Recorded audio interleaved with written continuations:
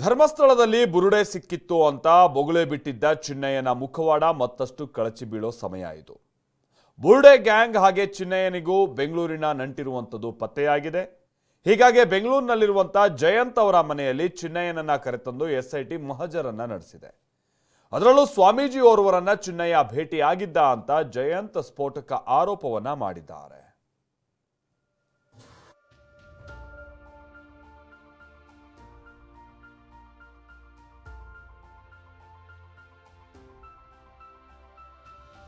ಧರ್ಮಸ್ಥಳದ ಬುರುಡೆ ಪ್ರಕರಣಕ್ಕೆ ಮತ್ತೊಂದು ರೋಚಕ ತಿರುವು ಸಿಕ್ಕಿದೆ. ಎಷ್ಟು ದಿನ ಬೆಳ್ತಂಗಡಿ ಧರ್ಮಸ್ಥಳ ಅಂತಿದ್ದ ಎಸ್ಐಟಿ ತಂಡ ನಿನ್ನೆ ಸೀದಾ ಬೆಂಗಳೂರಿಗೆ ಎಂಟ್ರಿ ಕೊಟ್ಟಿದೆ. ಎಸ್ಐಟಿ ವಶದಲ್ಲಿರೋ ಮಾಸ್ಕ್ ಮ್ಯಾನ್ ಚಿನ್ನಯ್ಯ ಸ್ಫೋಟಕ ಸಂಗತಿಗಳನ್ನೇ ಬಿಚ್ಚಿಡ್ತಿದ್ದಾನೆ. ಮಾಸ್ಕ್ ಮ್ಯಾನ್ ಚಿನ್ನಯ್ಯ ಬುರುಡೆ ಕತೆ ಹಿಂದಿನ ಸೂತ್ರಧಾರರು ಯಾರು, ಪ್ರಚೋದನೆ ನೀಡಿದ್ಯಾರು, ಬುರುಡೆ ತಂದಿದ್ದು ಎಲ್ಲಿಂದ, ಈತನಿಗೆ ಟ್ರೈನ್ ಅಪ್ ಮಾಡಿದ್ಯಾರು, ಈ ಎಲ್ಲಾ ವಿಚಾರಗಳನ್ನ ಎಸ್ಐಟಿ ಇಂಚಿಂಚಾಗಿ ತನಿಖೆ ಮಾಡ್ತಿದೆ. ಧರ್ಮಸ್ಥಳ ಬುರುಡೆ ಗ್ಯಾಂಗ್ಗೆ ಬೆಂಗಳೂರು ನಂಟು. ಜಯಂತ್ ಮನೆಗೆ ಚಿನ್ನಯ್ಯನ ಕರೆತಂದು ಮಹಜರು. ಮಾಸ್ಕ್ ಮ್ಯಾನ್ ಚಿನ್ನಯ್ಯ ಬುರುಡೆ ತಗೊಂಡು ಬೆಂಗಳೂರಿನಲ್ಲಿರೋ ಎರಡನೇ ದೂರುದಾರ ಜಯಂತ್ ನಿವಾಸ ಹಾಗೂ ಗಿರೀಶ್ ಮಟ್ಟಣ್ಣನವರ್ ಮನೆಗೆ ಹೋಗಿದ್ದೆ ಅಂತ ವಿಚಾರಣೆ ವೇಳೆ ತಿಳಿಸಿದ್ದ. ಹೀಗಾಗಿ ಬೆಂಗಳೂರಿನಲ್ಲಿ ಜಯಂತ್ ವಾಸವಿದ್ದ ಮನೆಗೆ ಮಾಸ್ಕ್ ಮ್ಯಾನ್ ಚಿನ್ನಯ್ಯನನ್ನ ನಿನ್ನೆ ಕರೆತಂದು ಎಸ್ಐಟಿ ಸ್ಥಳ ಮಹಜರ್ ನಡೆಸಿದೆ.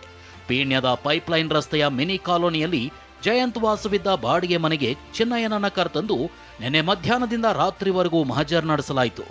ಜಯಂತ್ ಪತ್ನಿಯ ಕೀಪ್ಯಾಡ್ ಮೊಬೈಲ್ ಸೇರಿ ಮನೆಯಲ್ಲಿ ಸಿಕ್ಕ ಕೆಲ ವಸ್ತುಗಳನ್ನ ಬಿಳಿ ಬಟ್ಟೆಯಲ್ಲಿ ಸುತ್ತಿ ಎಸ್ಐಟಿ ವಶಕ್ಕೆ ಪಡೆದಿದೆ.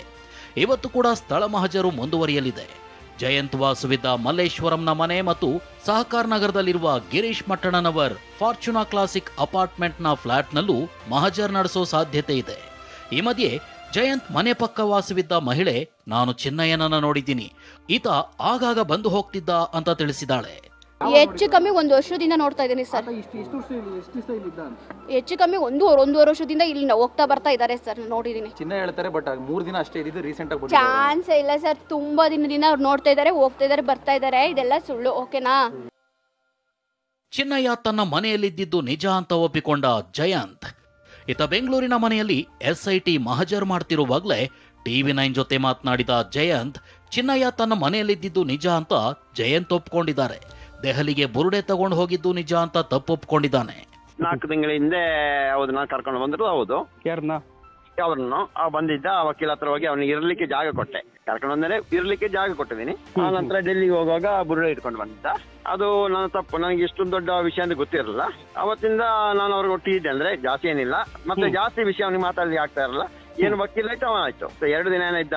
ಮನೆಯವ್ರು ನಾನು ಕೇಳಿದೆ, ಏನ್ ಎಷ್ಟು ದಿನ? ಅವ್ರು ಹೇಳಿ 2 ದಿನ ಇದ್ರ ಅಂತ ಹೇಳಿದ್ರು. ಅದು 2-3 ದಿನ ಅಷ್ಟೇ ಕೆಲಸ ಮಾಡಿದೀವಿ. ಅವನಿಗೆ ಊಟನೂ ಹಾಕಿದ ನಮ್ಮ ಮನೆಯವರು. ಅವರ ಮೊಬೈಲ್ ಬೇಕಾದ್ರೆ ಟೆಸ್ಟ್. ನನ್ನ ಪ್ರಕಾರ 3 ದಿನ, ಮನೆಯವರು ಇಲ್ಲ 2 ದಿನ ಅಂತ ಹೇಳ್ತಾ ಇದಾರೆ. ಅದೆಷ್ಟಂತ ಗೊತ್ತಿಲ್ಲ ನನಗೆ. ನಾನಿದ್ದೆ ಸರ್, ನಾನು ಅದಿವಲ್ಲ, ನಾವು ಕರ್ಕೊಂಡು ಬಂದೆ. ಊಟ ಹಾಕಿದೀವಿ. ಅದು ಸ್ಯಾಟಲೈಟ್ ಬಸ್ ಸ್ಟ್ಯಾಂಡ್ ಇಂದ ವಕೀಲ ಹತ್ರ ಕರ್ಕೊಂಡು ಹೋಗಿತ್ತು ಸರ್. ಅಲ್ಲಿ ಕರ್ಕೊಂಡು ಹೋದೆ. ಅಲ್ಲಿ ಕರ್ಕೊಂಡು ಹೋಗಿ ಸೈಡ್ ರೂಮ್ ಮಾಡಿಕೊಡೋಣ ಅಂತ ಹೇಳಿದ್ರು. ಅವನ ಗ್ರಾಚಾರಕ್ಕೆ ನಾನು ಹೇಳಿರೋದು. ಇದಿಷ್ಟೇ ಅಲ್ಲ, ಚಿನ್ನಯ್ಯ ಸ್ವಾಮೀಜಿ ಒಬ್ಬರನ್ನು ಭೇಟಿಯಾಗಿದ್ದ ಅಂತ ಹೇಳಿರೋ ಜಯಂತ್, ಚಿನ್ನಯ್ಯ ಜಾಗ ಚೇಂಜ್ ಮಾಡಿ ತೋರಿಸಿ ಆಟ ಆಡಿದ್ದಾನೆ ಅಂತ ಆರೋಪಿಸಿದ್ದಾನೆ. ಅವ 100% ಅವ ತೋರಿಸಿದ ಜಾಗ ಎಲ್ಲ 100% ಮೆಟೀರಿಯಲ್ ಇದೆ. ಅದ್ರ ಜಾಗ ಚೇಂಜ್ ಮಾಡಿ ತೋರಿಸ್ತಾ ಇದ್ದಾನೆ. ಅವನ್ನೇ ತೋರಿಸ್ತಾ ಇದ್ದಾನೆ. ಅಲ್ಲಿ ಧರ್ಮಸ್ಥಳ ಗ್ರಾಮದಲ್ಲಿ ಕೇಳಿ ಪ್ರತಿಯೊಬ್ಬರು ಹೇಳ್ತಾರೆ. ಯಾಕೆಂದ್ರೆ ಗೊತ್ತಿಲ್ಲ. ಅದ್ರ ಸ್ಟಾರ್ಟಿಂಗ್ ಹೋಗುವಾಗ ಯಾರಾದ್ರೂ ಅಲ್ಲಿಂದ ಭಯ ಬೀಳಿಸ್ತಾರಾ, ನಿಮಗೆ ಹೇಳಿ ಏನೋ ಸಿಕ್ಕ ನೀನು ಜೈಲ್ ಅಂತ ಹೇಳಿರ್ಬೋದಾ, ಈ ರೀತಿಯಲ್ಲಿ ಇರ್ಬೇಕು. ಅದಕ್ಕೋಸ್ಕರ ನಾವು ಜಾಗ ಎಲ್ಲ ಚೇಂಜ್ ಮಾಡಿ ತೋರಿಸ್ತಾ ಇರೋದು. ಅವ ತುಂಬಾ ಆಟ ಆಡ್ತಾ ಇದ್ದಾನೆ. ಮೇ 2ರಂದು ಬುರುಡೆ ಹಿಡಿದು ದೆಹಲಿಗೆ ತೆರಳಿದ್ದ ಗ್ಯಾಂಗ್. ವಿಷಯ ಏನು ಅಂದ್ರೆ, ಏಪ್ರಿಲ್ ತಿಂಗಳಲ್ಲಿ ತಮಿಳುನಾಡಿನ ಸೇಲಂನಿಂದ ಬುರುಡೆ ತಂದಿದ್ದ ಚಿನ್ನಯ್ಯ ಗಿರೀಶ್ ಮಟ್ಟಣ್ಣನವರ್ ಭೇಟಿಯಾಗಿದ್ದ. ಆ ಬಳಿಕ ಜಯಂತ್ ಅವರನ್ನ ಕರೆಸಿ ಚಿನ್ನಯ್ಯನನ್ನ ಪರಿಚಯಿಸಲಾಗಿತ್ತು. ಮೇ 2ರಂದು ಬುರುಡೆ ಹಿಡಿದು ದೆಹಲಿಗೆ ತೆರಳಿದ್ರು.